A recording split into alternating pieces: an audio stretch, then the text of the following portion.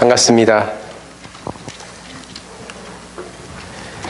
로마인다 한국인 교회에 많은 변화가 생기고 있습니다.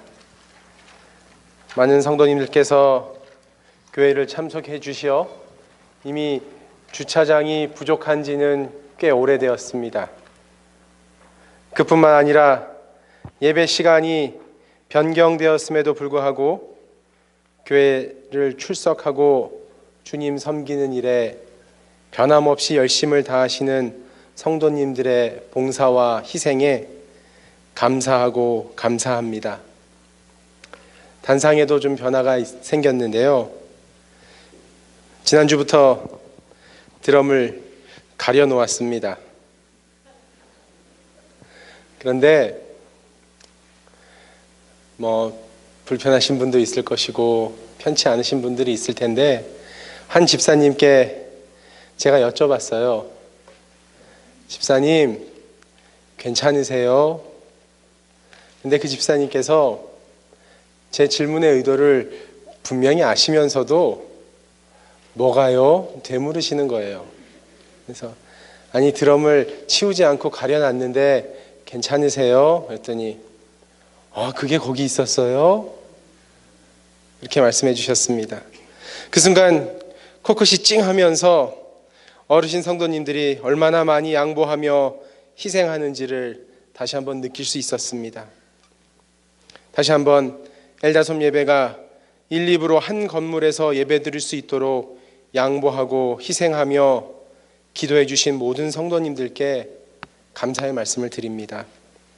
또한 이 모든 일들이 잘 준비되고 주님 앞에 온전히 드려질 수 있도록 인도해 주신 주님을 이 시간 찬양합니다. 오늘 말씀의 제목을 퍼즐을 맞추며라고 정했는데 우리 조상무장님께서 퍼즐을 풀며 하셔가지고 그 제목도 좀 마음에 드는 것 같아요. 예.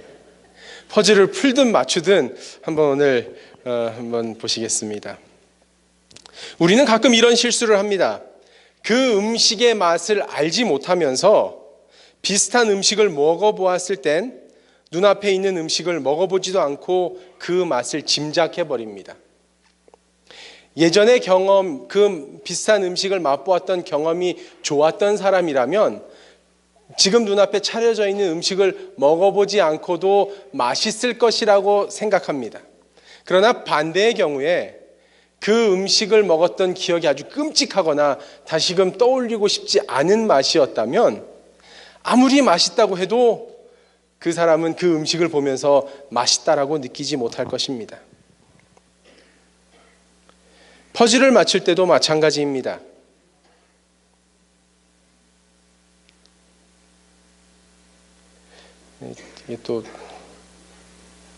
이게 퍼즐을 이렇게 빨리 넘겨야 맞춰질 텐데요.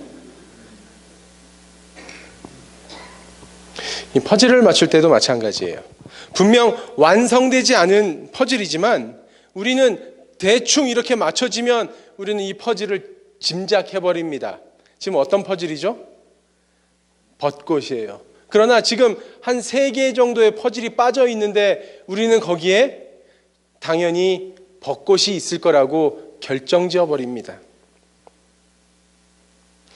우리의 인생을 퍼즐이라고 생각해 보았을 때요.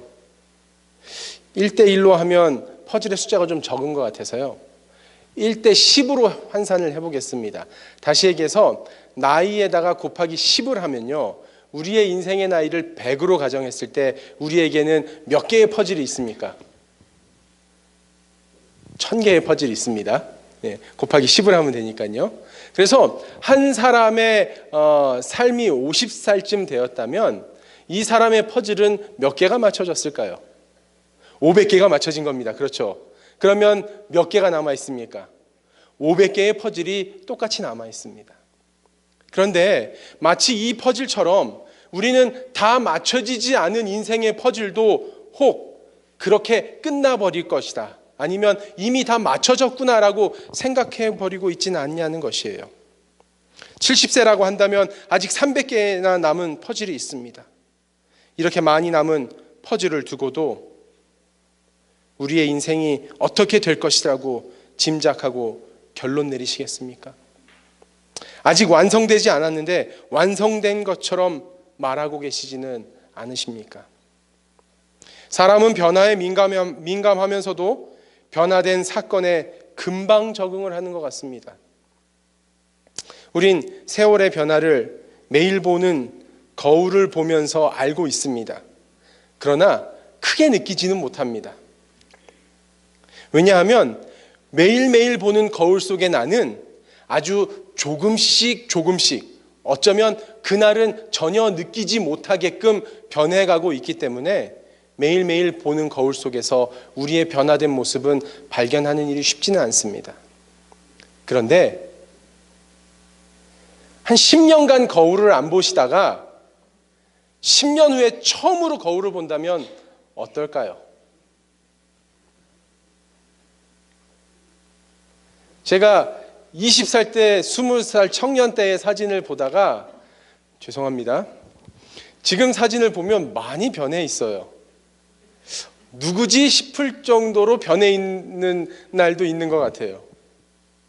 그런데 분명히 그 10년이란 시간 동안 내가 느끼지는 못했으나 변해오고 있었습니다. 거울을 보던 보지 않던 우리는 변하고 있는 것입니다. 우리의 삶 가운데서 조금씩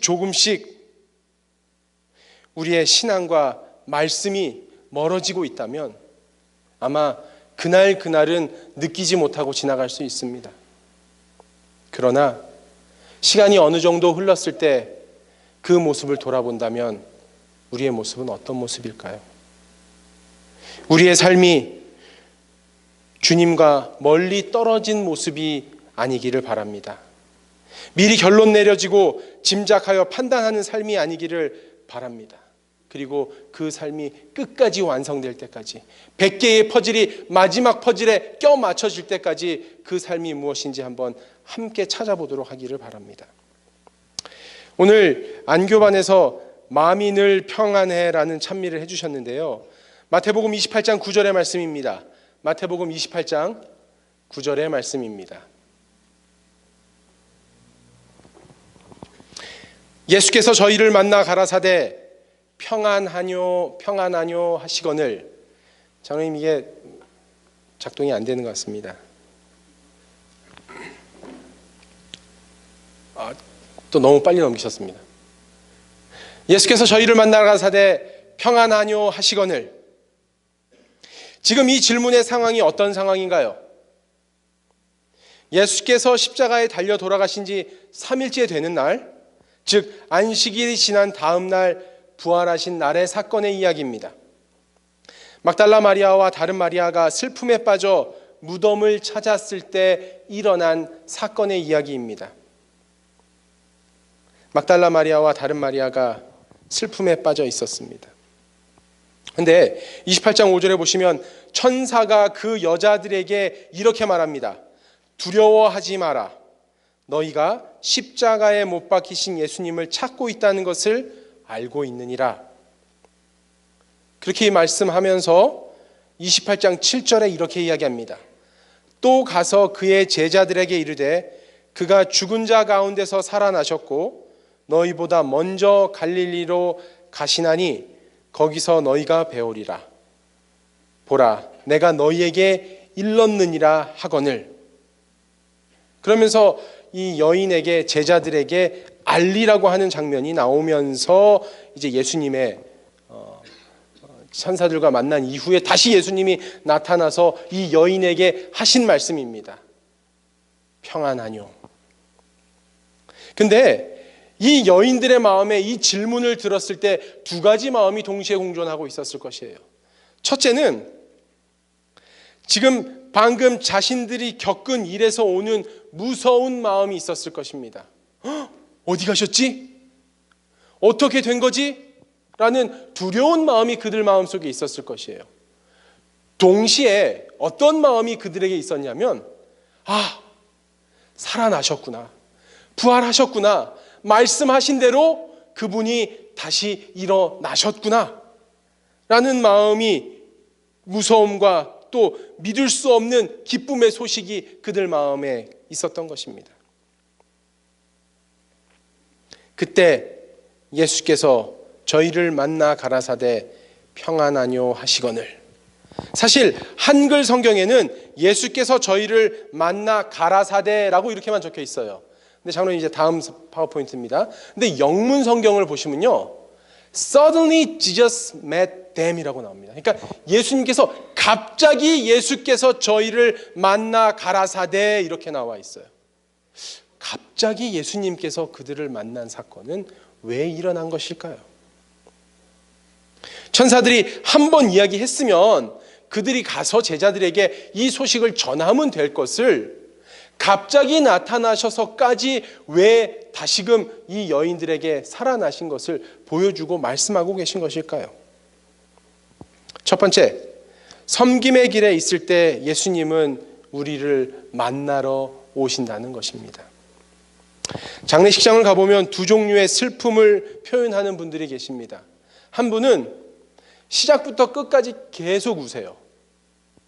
그저 예전에 아쉬웠던 것들, 못했던 것들, 미안한 것들, 잘못했던 것들, 계속 그런 좋지 않은 기억들만, 미안한 마음만 너무너무 떠올라서 장례식이 끝날 때까지 우십니다.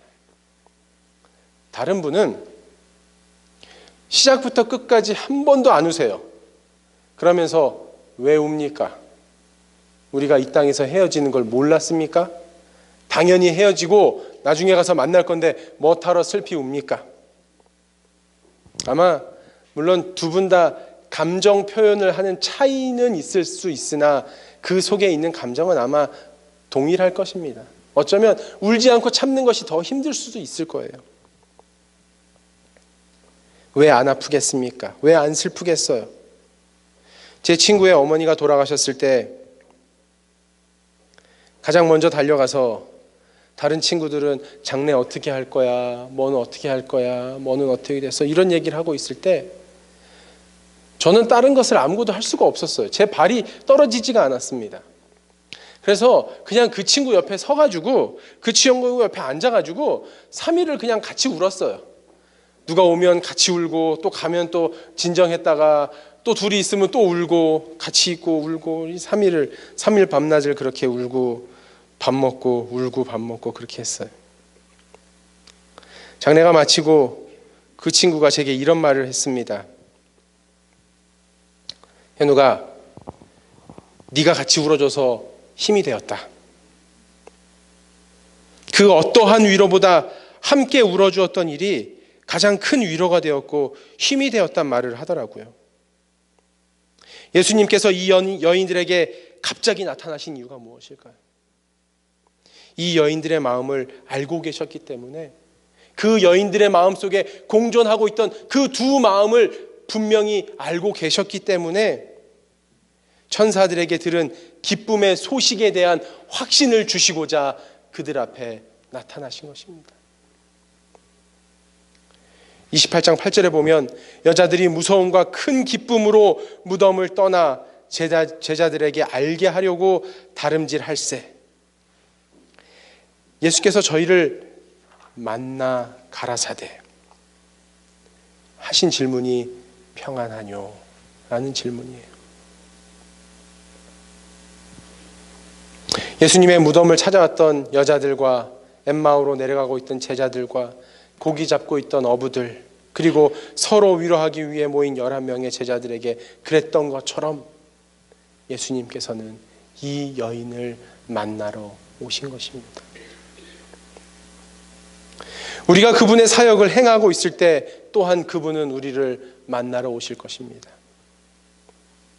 그분이 우리를 만나러 오는 이유는 이와 같을 것입니다. 우리는 그분의 사역을 행하고 있을 때 가장 잘 깨어 있습니다. 영적으로, 말씀으로, 기도로 가장 잘 깨어 있는 순간이 바로 주님의 사역을 하고 있을 때 것입니다. 그렇기 때문에 그분을 가장 잘 볼 수 있는 시간이기도 합니다. 그때 그분께서는 우리와 함께 하실 것입니다. 또한 우리는 그분의 사역을 하고 있을 때 특별히 주님의 능력이 필요하기 때문에 그분께서는 우리와 함께 하실 것입니다. 만약 주님의 사역을 하면서 주님의 능력을 구하지 않는다면 자만심에 빠진 모습을 발견하게 될 것입니다. 또한 모든 일에 그분의 능력을 구하고 성공적으로 마쳤을 때 우리는 그 순간 가장 조심해야 합니다.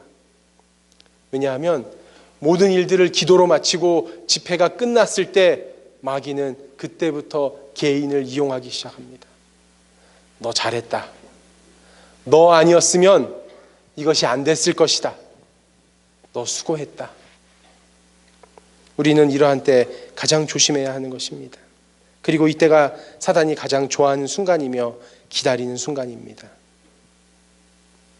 모든 일을 기도로 마친 후에 하나님보다 내 자신을 높은 곳에 두도록 만드는 일이 없기를 바랍니다.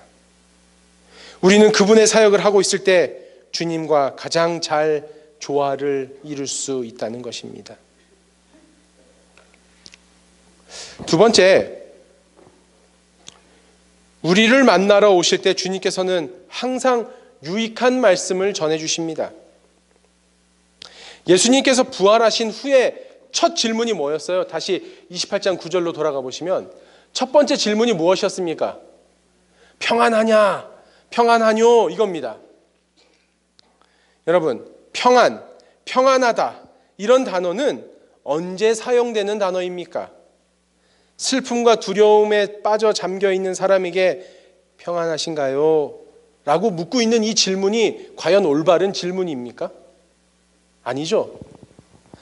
슬퍼 죽겠고 힘들어 죽겠는데 평안하시죠? 이거는 놀리는 거죠. 아니면 에휴 너 그럴 줄 알았어. 너 잘 나갈 때 큰 소리 치더니만 이제 와서 그렇게 될 줄 알았어. 어떤 의미에서든 그 상황에서 평안하냐는 질문은 맞지 않는 질문입니다. 아니면 예수님께서는 이제 더 이상 고통이 없어지셨기 때문에 내가 그동안 3년 반 동안 그렇게 고생했으니까 나 이제 평안해졌어. 그러니 너희도 평안해져 봐라 라고 하시는 말씀입니까? 여기서 말씀하시는 평안의 의미는 이런 것들이 있습니다. 첫째, 인사말로 평안함을 묻고 계신 것입니다. 예수님께서는 우리를 형제로 부르기를 부끄러워하지 아니하고 우리에게 평안하냐고 묻고 계신 것입니다. 이 평안하냐는 인사말에는 이런 의미가 내포되어 있습니다. 잘 있었어? 얼마나 힘들었어? 많이 울었어? 아픈 곳은 없어? 밥은 먹었어? 라는 함축적인 의미가 평안하냐라고 묻고 계신 것이에요. 얼마나 걱정되셨겠습니까? 근데 나 떠나고 너희들 그렇게 슬퍼하고 힘들어 있었을 텐데 얼마나 잘 지냈어? 밥은 먹고 있었어? 라는 의미로 평안함을 묻고 계신 것입니다. 두 번째는 축복의 말로 평안함을 묻고 계십니다. 예수님께서는 우리가 잘 되기를 원하십니다. 그래서 평안하냐는 말을 통해서 그분의 애정과 소원을 표현하고 계신 것입니다. 셋째는 감사의 말로 평안함을 묻고 계신 것입니다. 예수님께서는 여인들을 만난 것을 감사히 여기셨습니다. 그리고 예수님께서는 여인들에게 감사의 소식을 전하고 계신 것입니다. 예수님께서는 그들에게 감사하도록 명하고 그들에게 감사를 제공하고 그들에게 평안하냐고 물으심으로써 감사를 표현하고 계신 것입니다.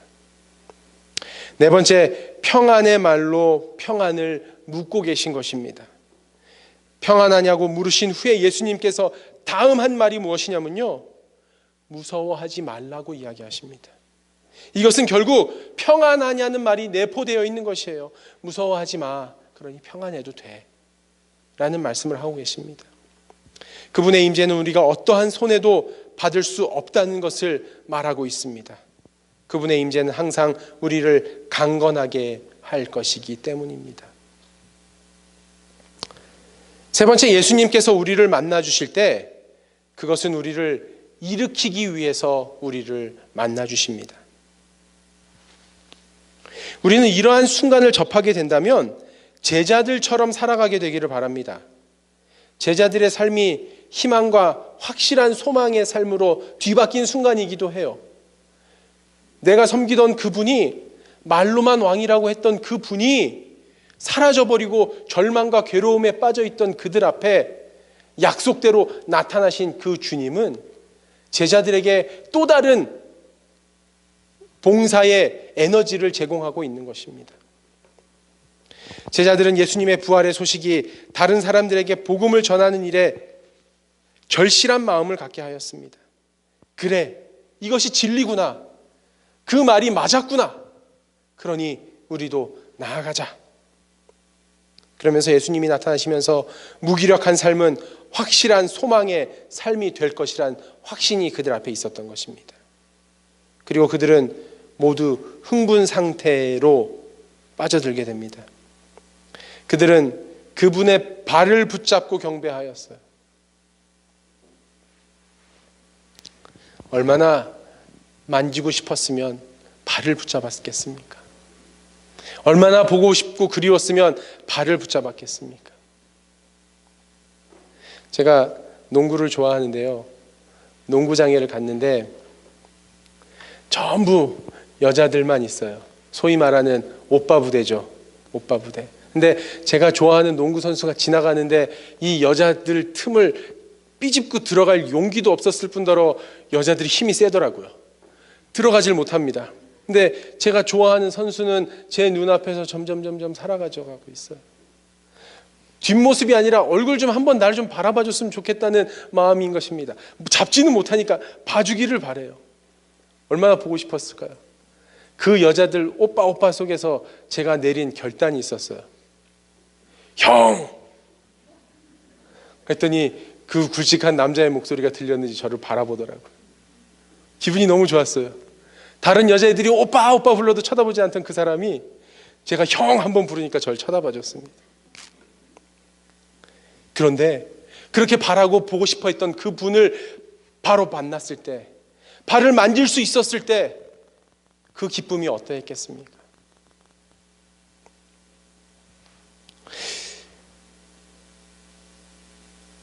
오랜만에 만났는데 상대방이 나를 반갑게 맞아주는 것이 아니라 안녕하세요 했는데 이분의 반응이 안녕하세요. 제가 좀 바빠서요. 이러고 지나가요. 여러분 어떠세요? 난 너무너무 반가워서 이 사람 만나면 내가 어떻게 인사할까? 어떻게 할까? 기대했던 마음이 어떻게 됩니까?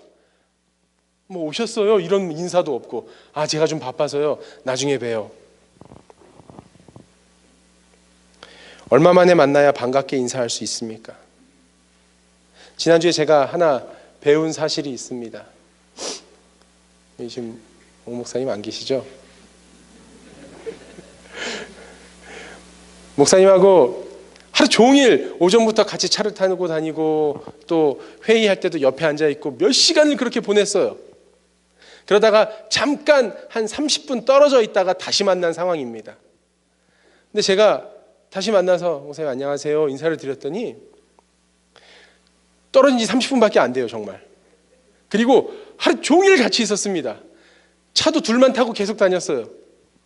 근데 반갑습니다 이렇게 인사를 해주시는 거예요. 그런데 순간 제가 좀 당황을 했어요.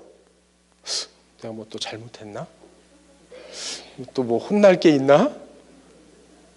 그런데 그 순간 제 머릿속에 든 게 무엇이었냐면요, 목사님은 그렇게 돌아서고 만날 때마다 그렇게 인사를 하셨어요. 잠깐 돌아섰다 다시 만나도 반갑게 인사해 주시고 또 인사해 주시고 또 인사해 주시더라고요.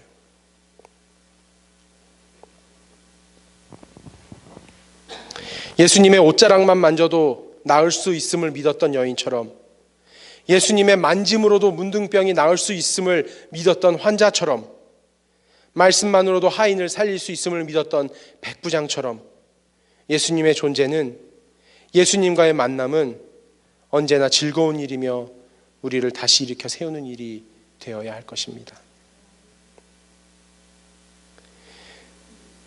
네 번째, 우리는 이러한 만남을 통하여 그 이상의 사명을 찾아내야 합니다. 우리는 우리 주님이 말씀하신 것을 전달해야 합니다. 뭐라고 하셨어요? 가서 말하라, 가서 전하라. 내가 여기 있음을 알려라 라고 말씀하셨어요. 우리는 우리가 가는 곳마다 예수님을 만나리라는 소망으로 거룩의 사명을 감당해야 됩니다. 누가 본다고 해서 그 사역을 하는 것이 아니라, 누가 후원한다고 해서 그 일을 기쁘게 하는 것이 아니라, 내가 가는 그 어떤 곳에든 누가 계신다고요? 그분이 함께 계신다는 사명감을 갖고 우리는 나아가야 합니다. 우리는 우리에게 주어진 것과 유사한 기쁨이, 우리의 기쁨이 우리 주위의 다른 사람들, 형제 자매들에게 확신으로 다가가서 그들을 격려하며 사명감으로 그들에게 나아가야 합니다. 난 잘 모르겠어.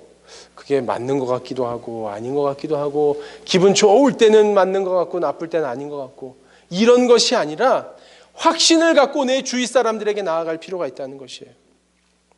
28장 10절입니다. 이에 예수께서 가라사대 무서워 말라. 가서 내 형제들에게 갈릴리로 가라. 거기서 나를 보리라 하시니라. 그들에게는 두려움이 남아 있었습니다. 왜냐하면 28장 5절에 천사들이 뭐라고 얘기해요? 무서워하지 말라고 이야기합니다. 그리고 또 예수님께서 두려워하지 말라라고 또 이야기하고 계세요. 그분의 음성은 평안의 능력을 전해주고 권세 있고 능력 있는 말씀이었음이 분명합니다.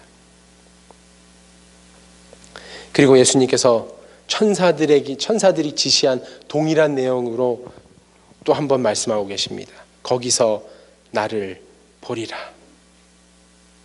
거기서 나를 보리라. 우리는 주님과의 교통이 주는 최고의 유익을 가장 잘 깨닫게 되고 또 그것을 보존하게 될 것입니다. 우리 자신뿐만 아니라 다른 사람의 유익을 위해서도 우리는 주님을 보아야 합니다.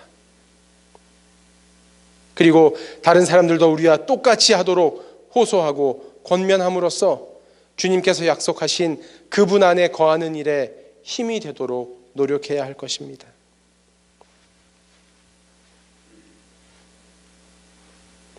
주님을 만난 후 그분의 메시지를 가지고 나가는 것은 얼마나 복된 일이겠습니까? 우리가 주의 제자들에게 기쁨의 소망을 말하기 위해 나아가고 있을 때 그 길에서 예수님을 만났다고 한번 생각해 봅시다. 이 여인의 모습이 나의 상황이라고 한번 가정해 보자는 거예요.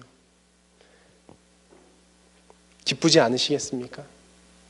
감사하지 않으시겠습니까? 또 우리가 우리의 증거를 듣고 모인 사람들 속에서 그분을 만나는 것은 무한한 큰 즐거움과 기쁨이 될 것입니다. 예수님께서는 그분의 백성들과 대화하고 이야기 나누실 일에 절대로 인색한 분이 아니십니다.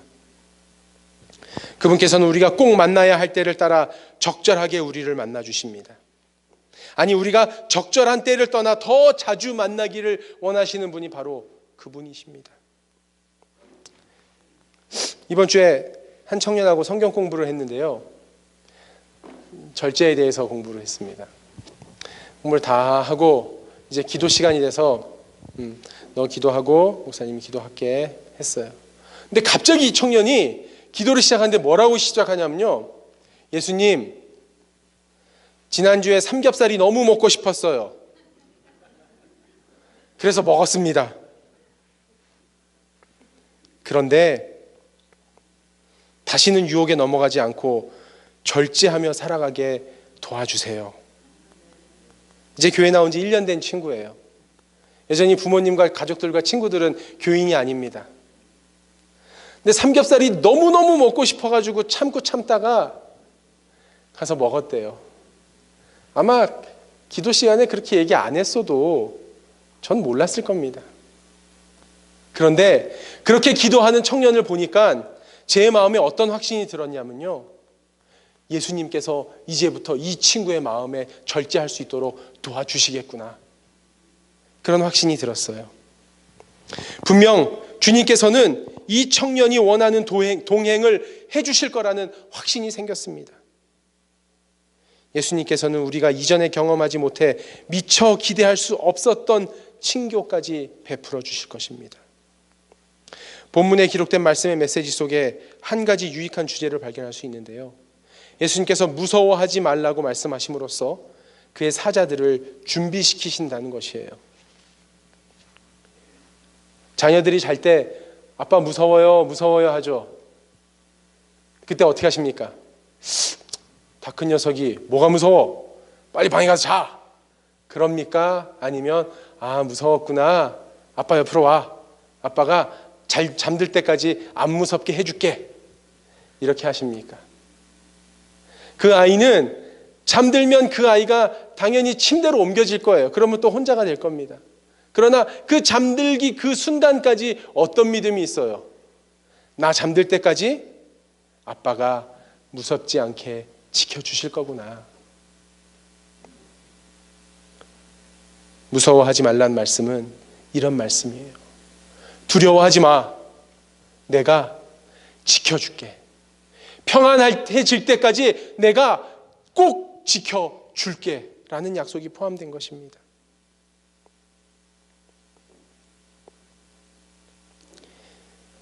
제자들이 어떤 다른 일을 시작하든지 간에 그들은 이 첫 번째 임무, 곧 주님과 친교하기 위해 갈릴리에 있고 주님의 뜻에 자신을 맡기고 그분의 명령을 받아들이는 일을 가장 큰 기쁨으로 받아들일 것입니다. 워홀러라는 단어가 있습니다. 워홀러. 장님 영상 파워포인트 좀 보여주시겠어요? 이 워홀러가 무슨 뜻인지 아세요? 네, 워킹 홀리데이를 하러 가는 사람을 워홀러라고 부릅니다. 이 워킹 홀리데이는 뭐냐면요, 대한민국 국가가 협약을 맺은 19개 국가가 있습니다. 그 19개 국가를 1년간 비자를 받아서 그 학생들이 관광을 하든 어학연수를 하든 뭐 아르바이트를 하든 뭐가 됐든 1년간 체험하고 경험할 수 있게끔 협약을 맺은 19개 국가에 갈 수 있는 것이에요. 그곳에 가 있는 청년들의 이야기가 영상에 있습니다. 잠깐 보시겠습니다.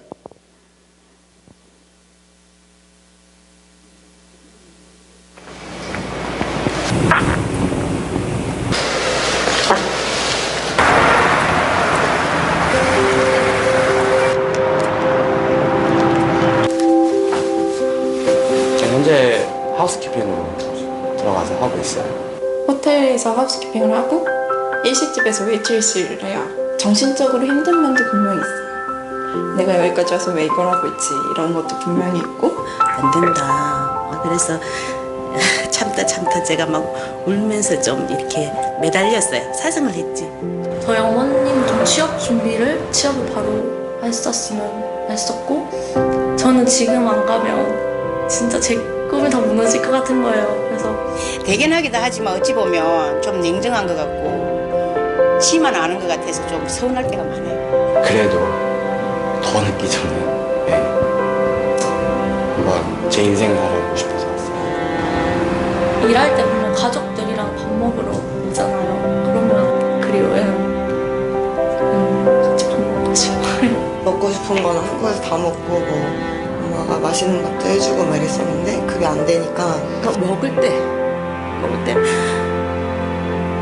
걔 겉절이를 좋아해요. 겉절이 이렇게 담으면 걔 생각이 나는 거야. 같이 앉아있는 상이 되게 그리우니까. 꿈을 위해 선택한 낯선 곳에서의 생활. 당연했던 일상들이 사무치게 그리워집니다.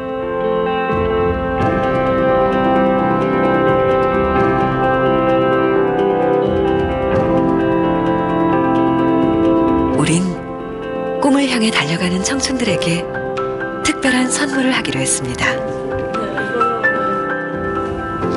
처음으로 보고 싶어요.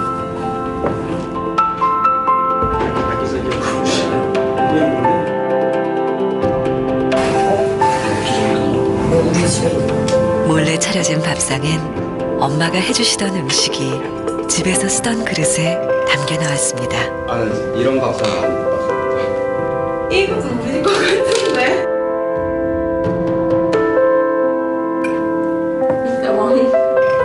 이거 내 건데? 그랬어요? 벌써 나도 돼.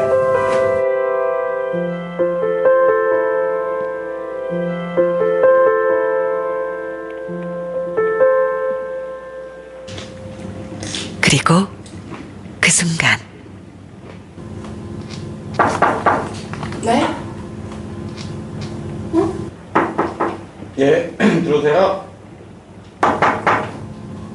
네. 어? 진아 엄마야.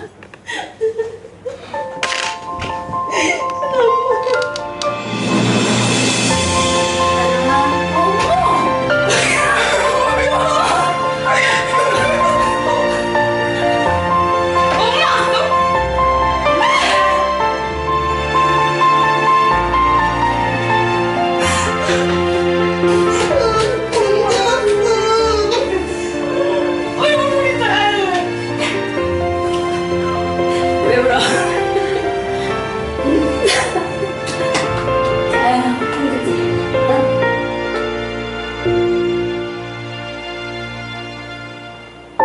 이 낯선 곳에 우리 아들은 처음에 와서 어떻게 다녔을까 그런 생각이 들어요. 그거 하나만으로도 그냥 저는 대단하다고 생각해요. 네. 뭐 잘하고 있어서 또 고맙고 우리 딸이 또 대견해. 당당한 모습으로 정말 우리 딸 대단하다 볼 정도로 해가지고 왔으면 엄마는 그 이상 꿈이 사랑한다 우리 딸. 열심히 즐겁게 했으면 좋겠어요. 저도 믿어요. 그렇게 될 거라고. 엄마라는 존재 자체가, 그냥 사람 자체가 다가오는 것 자체가 선물이 된다는 게 뭔가 이게 정말 결정적인 힘이 될 것 같아요, 저한테는. 꿈을 향해 달려가는 길은 때로는 힘들기도 합니다. 그 순간 가장 힘이 되는 건 당신 곁에 소중한 사람들. 그 어떤 순간에도 가장 소중한 것은 맞습니다. 포기하지 않도록. 가장 어렵고 힘들 때 생각나는 평범하지만 사랑이 가득 담긴 어머니의 밥상. 부모님은 반대하셨지만 자신의 꿈을 위해 도전한 청년들에게 어머니의 밥상은 어렵고 힘든 순간을 버틸 수 있는 버팀목과 같은 존재였습니다. 그동안 몰랐으나 알게 된 어머니의 밥, 그것은 절대적인 힘을 가져다주는 버팀목이었습니다. 신앙을 하는 일은 힘든 일이기도 합니다. 그러나 어떠한 상황에서도 가장 소중한 것은 포기하지 말아야 합니다. 힘들어하는 우리들에게 평안함을 물으시는 주님께서 다시 한번 되물으십니다. 평안하냐? 그리고 마태복음 28장 18절로 20절을 통해서 이룬 약속을 우리에게 허락하십니다. 예수께서 나와 일러 가라사대 하늘과 땅의 모든 권세를 내게 주셨으니 그러므로 너희는 가서 모든 족속으로 제자를 삼아 아버지와 아들과 성령의 이름으로 침례를 주고 내가 너희에게 분부한 모든 것을 가르쳐 지키게 하라. 볼지어다 내가 세상 끝날까지 너희와 항상 함께 있으리라. 아멘. 사랑하는 로마인다 교회 성도님 여러분, 평안하십니까? 사랑하는 로마인다 교회 성도님 여러분, 주님 안에서 평안하고 싶으십니까? 우리 주님과 가장 평안한 동행이 있으시길 바라며 말씀을 마치겠습니다.